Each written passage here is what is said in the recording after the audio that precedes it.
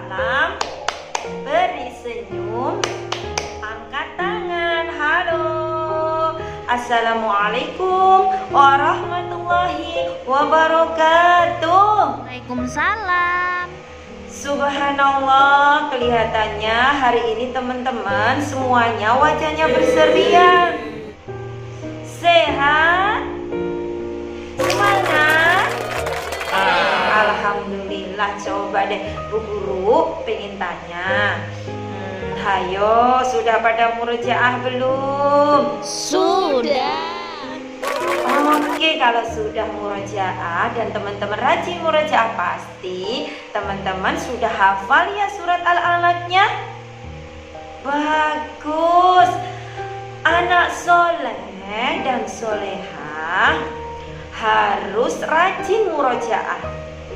Sebagai hadiah teman-teman yang semangat hari ini, Bu Guru mau bercerita tentang kisah sejarah Al-Quran, yaitu kitab umat Islam Al-Quran. Sebelum Bu Guru melanjutkan ceritanya, kita konsentrasi dulu, oke? Konsentrasi.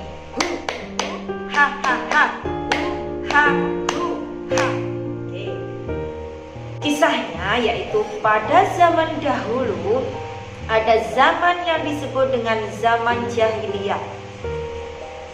Zaman yang penuh kegelapan, perang antar suku di mana-mana.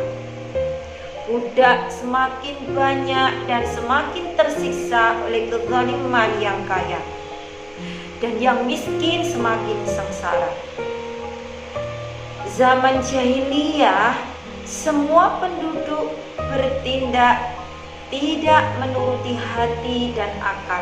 Namun mereka semuanya bertindak menuruti hawa nafsunya, teman-teman.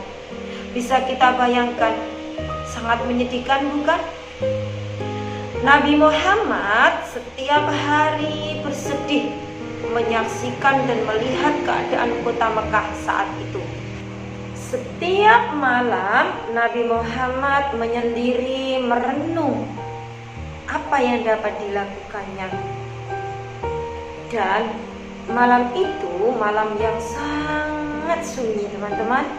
Karena malam itu benar-benar beda dari malam-malam sebelumnya. Semua binatang tidak ada yang bersuara. Gunung-gunung dan tumbuh-tumbuhan pun semuanya terpaku.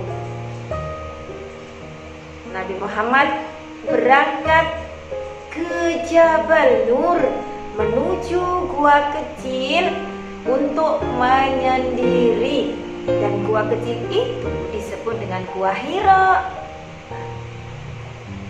Tiba-tiba muncullah sosok di hadapan Nabi Muhammad.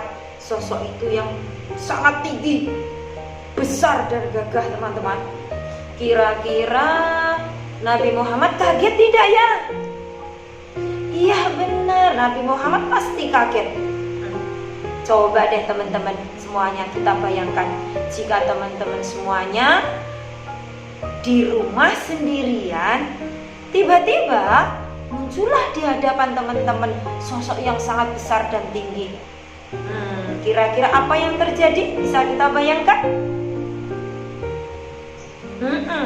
Pasti teman-teman ada yang kaget, ada yang ketakutan, ada yang bahkan ada yang lari karena kaget dan ketakutan. Sama Nabi Muhammad pada saat itu juga kaget, teman-teman. Lebih kaget lagi, sosok itu mengatakan beberapa kata kepada Nabi Muhammad. Iqra, yang artinya bacalah.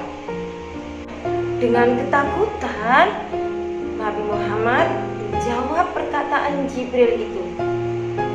Ma'ana biqori, aku tidak bisa membaca. Itulah artinya. Malaikat Jibril tidak berputus asa. Kemudian malaikat Jibril mendekat kepada Nabi Muhammad sambil mengulang kata tadi. Iqra, ya Muhammad, yang artinya bacalah wahai Muhammad. Nabi Muhammad mundur ke belakang sambil menjawab perkataan Jibril tadi dengan jawaban yang sama, ma'ana biqori, yang artinya aku tidak bisa membaca. Nabi Muhammad semakin ketakutan, badannya menggigil, gemetar, dan keringat dingin bercucuran. Malaikat Jibril pun kemudian merangkul dan mendekap Nabi Muhammad sambil membacakan surat Al-Alaq ayat 1 sampai dengan 5. Nah, kemudian Nabi Muhammad pun dituntun malaikat Jibril untuk membacanya, membaca surat Al-Alaq ayat 1 sampai dengan 5 tadi. Setelah itu, teman-teman, malaikat Jibril berpamitan kepada Nabi Muhammad dengan salam, Assalamualaikum. Wus, malaikat Jibril menghilang. Nah, teman-teman, itulah cerita tentang sejarah Al-Quran. Peristiwa malam itu adalah 17 Ramadan, saat turunnya wahyu Allah yang pertama, yaitu surat Al-Alaq.